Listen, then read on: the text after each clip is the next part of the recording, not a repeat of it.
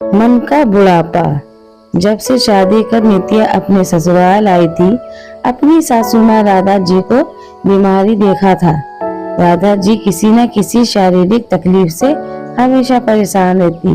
राधा जी ने इसलिए अपने बेटे राहुल की शादी भी जल्दी करा दी थी कि घर में बहू आ जाएगी तो घर संभाल लेगी, वरना तो भारी होते शरीर ने उन्हें पूरे परिवार को काम वाली पर ही निर्भर कर दिया था। राधा जी के घर के आने उनके पति सोहन जी के दो बेटे राहुल और अमन थे। नित्या राहुल की पति थे। नित्या बहुत प्यारी लड़की थी। वह बहू बन आते ही घर की जिम्मेदारियों को उठा लिया था। ससुराल में सबका स्वभाव अच्छा था। सब कभी तो एक ही, सभी को आलस बहुत था। ससुर जी, पति और देवर जी तो फिर भी ठीक थे, लेकिन माँ जी स्वभाव से बहुत आलसी थी, साथ ही खाने में भी। उनके तेज मिर्ची मसालों का खाना ही चाहिए होता, जिसका असर भी उनके ऊपर दिखता था। बेतहासा बड़े वजन से वह उम्र से दुगनी लग दिखती थी। राधा जी सबसे अपनी बहू से बहुत खुश थी और नित्या की तारीफ सबसे करती। मेरी बहू नित्या बहुत ही प्यारी है, एक पल भी चेहरे पे शिकन नहीं आने देती और मेरी सेवा भी बहुत दिल से लगा के करती है। कुछ समय बाद नित्या के मासूमा सासू माँ की दूर की बहन आने का प्रोग्राम बना। नित्या बेटा, कहने को तो मेरी बड़े ताऊ जी की बेटी है शांति दीदी, लेकिन हमेशा मुझे सगी बहन जैसा मान और प्रेम दिया है। तुम उनका भी वैसा ही ख्याल रखना जैसे मेरा रखती हो। जी माँ, अब नित्य रहे, मौसी जी को कोई शिकायत नहीं होने देंगी। शांति, मौसी जी का परिवार दिल्ली में रहता है और मौसी जी वही अनाथालय और वृद्धाश्रम में लड़कियों और औरतों को सिलाई बुनाई और प्रशिक्षण देती हैं।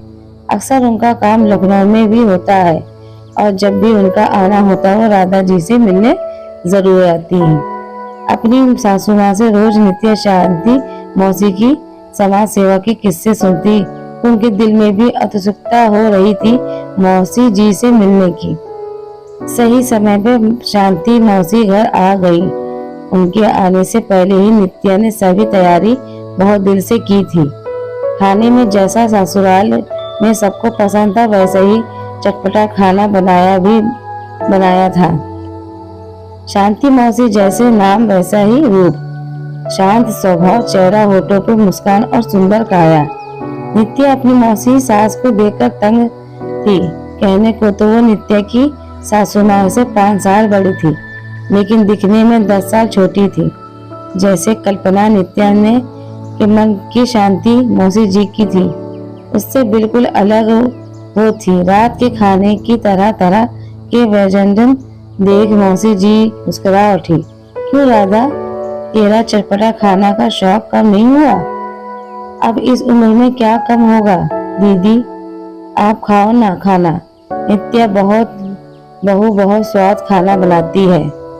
राधा जी के कहने पर शांति मौसी ने खाना तो खाया, लेकिन उन्हें खाता देख नित्या समझ गई इतने तेल मसाले का खाना उन्हें पसंद नहीं आया और उनका पेट नहीं भरा। रात को सोने से पहले नित्या ने एक गिलास दूध का मौसी जी को पीने के लिए दिया तो मौसी जी मुस्कुराते हुए कहने लगी, बेटा मेरे लिए परेशान ना होना, मैं बहुत सादा खाना खाती हूँ। मौसी जी की बातें सुन नित्या ने हामी भर दी। अगले दिन सबके उठने से पहले ही मौसी जी उठ गई। जब नित्या जागी तो मौसी जी बाहर वॉक कर रही दिख गई। उसके बाद भी सारा दिन मौसी जी हर छोटा मोटा काम खुद ही करती।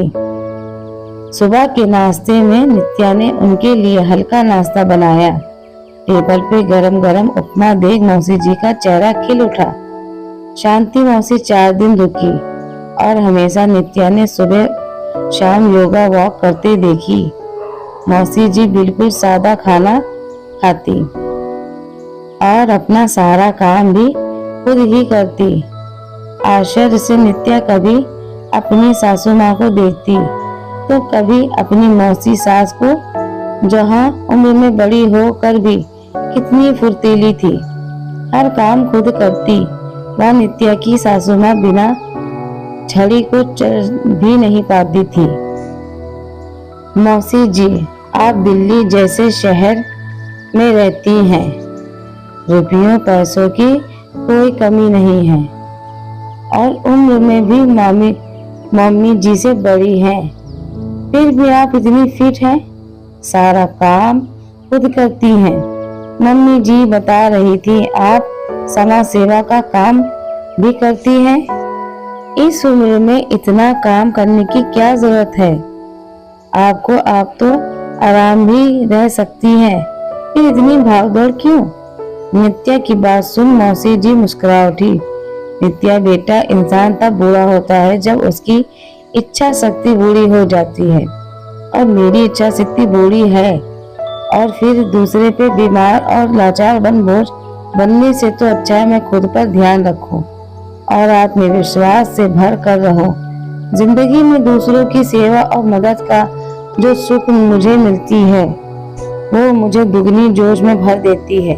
नित्या बहू, हम समाज से बहुत कुछ पाते हैं, तो कुछ फर्ज हमारा भी बनता है समाज के प्रति, अपना फर्ज निभाने का। और फिर कौन कहता है बुढ़ापा रोग है?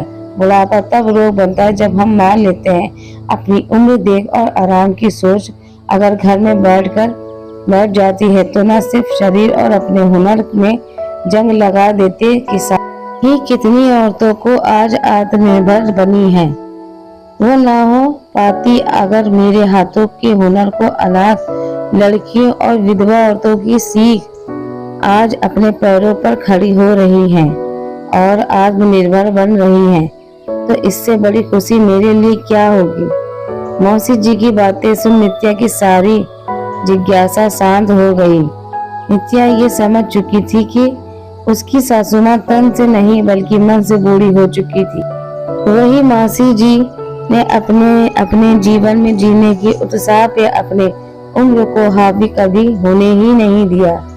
अपनी काबिलियत का सही दिशा से उपयोग कर न सिर्फ अपना जीवन साथ ही और कई महिलाओं के जीवन में भी खुशियों के रंग भर रही थी। मौसी जी की बात ने नित्या के सामने जिंदगी जीने का एक नए नजरिया को प्रस्तुत कर दिया था।